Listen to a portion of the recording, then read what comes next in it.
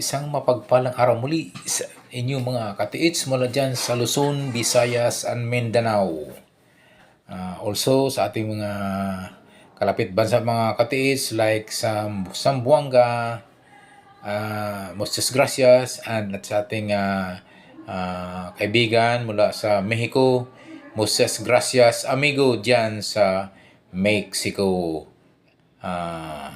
place mga katiits. Okay mga katiits, bago ko umpisahan tong may pinadala pong isang picture upang ito'y nagpapatulong mag-decode at pag-analisa ng isang treasure marker stone na para ito'y matulungan po natin kung paano pag-analisa at pagbasa nito mga katiits. Okay, mga katiits, yung mga gusto pa lang magpa-decode o magpa-analisa at magpabasa po sa mga marker, signs, and symbols, pwede nyo pong ipadala po yan sa aking messenger profile.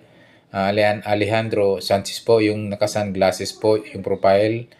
Pwede nyo pong isend po doon ang inyong mga picture for decoding, for analyzing, and para mabigyan po natin ng eksaktong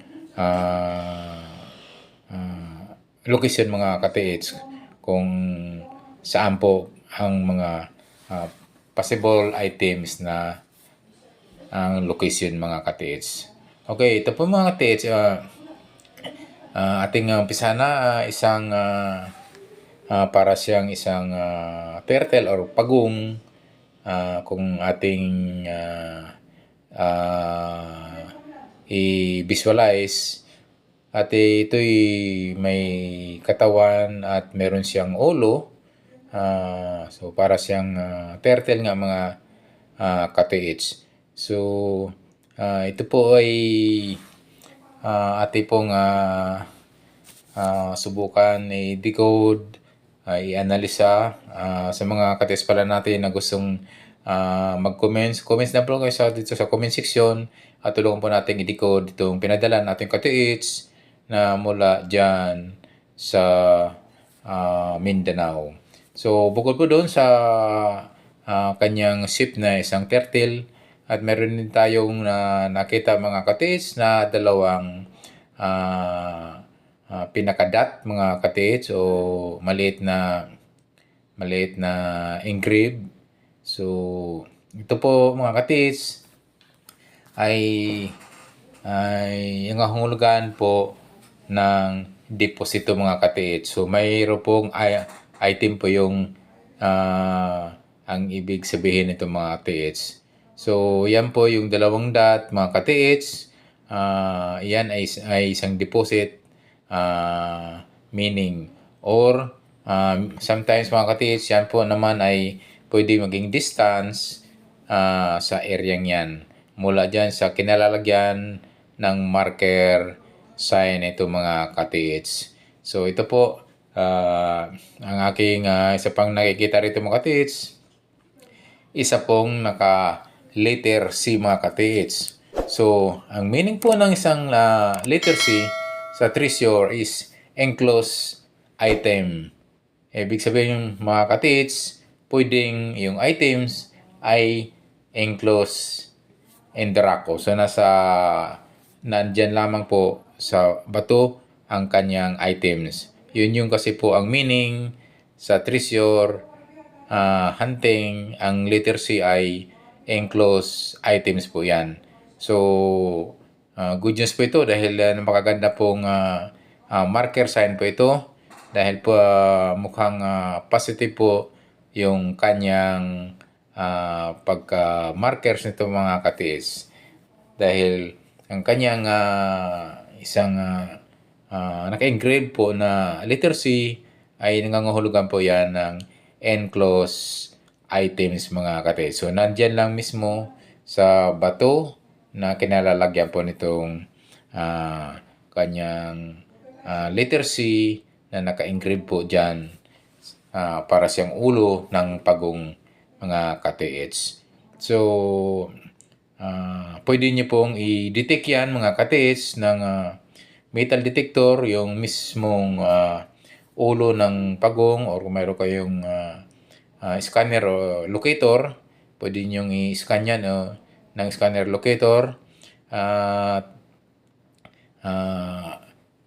posible mga ka-TH na mayroon po yung item dahil nga enclosed items po yung letter C mga ka-TH. So, napaka-swerte po ng ka-TH po natin na isang nagpadala po nito upang ma-decode, upang ma-analisa at mabasa yung kahulugan nito ng isang ka-TH po natin somewhere in Mindanao mga ka-TH.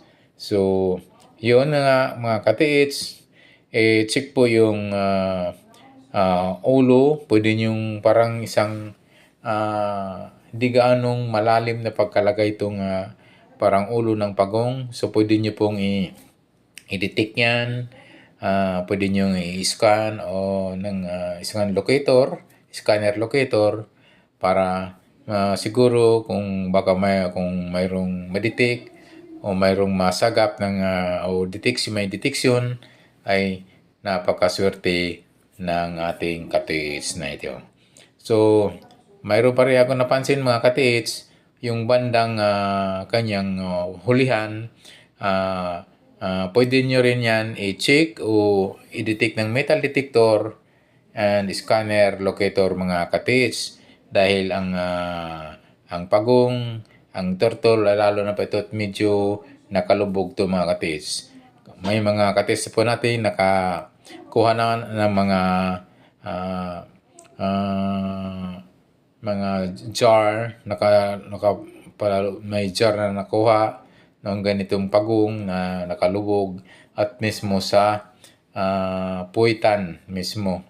Sa gilid, mismo sa puwitang area lang ang items mga ka-TH at 1.5 meters ang lalim lang po mga ka-TH. Doon po na kita po at na-detect ng ating ka-TH somewhere in Mindanao din mga ka-TH. So, i-check nyo po itong hulihan ng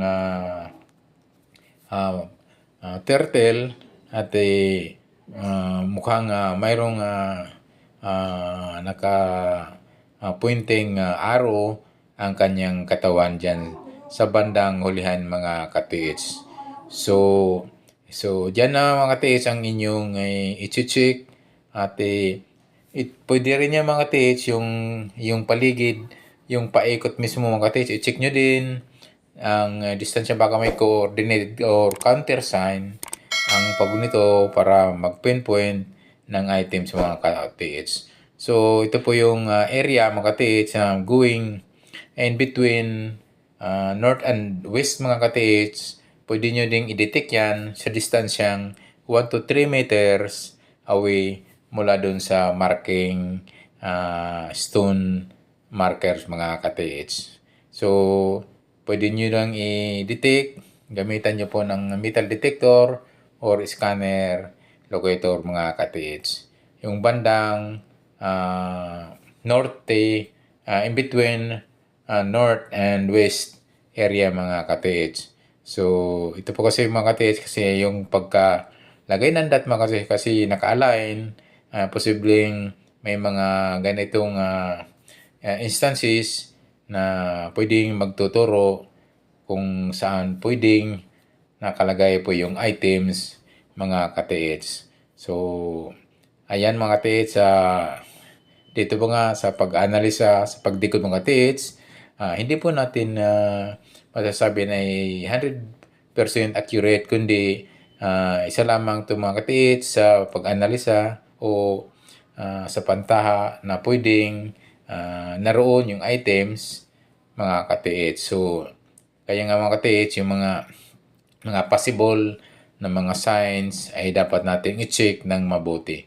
So, yun nga, balikan natin mga ka-TH yung sa uluhan niya mga ka-TH.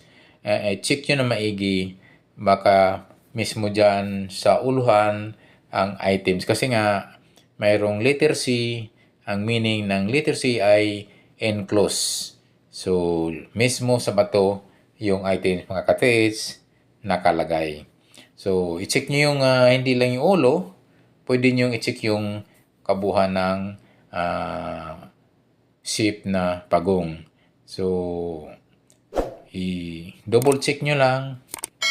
Pwede nyo i-detect ng metal detector or scanner locator mga ka-TH. So, ayan mga ka-TH, naway inyong na kuna ng sa pag-analisa at mayroon kayong gunting nalalaman. Thank you so much for watching. Don't forget to subscribe yung mga bago pa rin sa aking YouTube channel and to hit the notification bell button para updated po kayo sa aking mga video pang ipapalabas. Thank you so much. God bless us always.